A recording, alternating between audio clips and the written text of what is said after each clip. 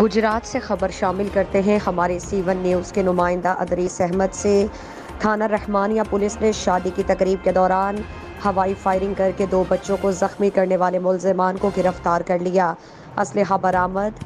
Police ترجمان کے مطابق پولیس کو اطلاع موصول ہوئی کہ تھانہ رحمانیہ کے علاقے میں شادی کی تقریب کے دوران کی گئی ہوائی فائرنگ کی زد میں آ کر 2 بچے زخمی ہو گئے، جس پر ایس ایچ او تھانہ رحمانیہ ٹیم سمیت فوری طور پر موقع پر پہنچی، جبکہ وقوع کی اطلاع ڈی پی او گجرات سید غضنفر علی شاہ کو بھی کر دی گئی، جنہوں نے فائرنگ میں ملوث ملزمان کے خلاف فوری مقدمے کا اندراج کر کے انہیں جلد گرفتار کرنے کی ہدایات جاری کر دیں۔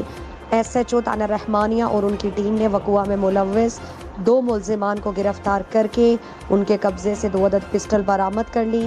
گرفتار ہونے والے ملزمان میں باسط علی سکنہ مراڑ پور اور غلام نبی سکنہ منڈی بہاؤالدین شامل ہیں۔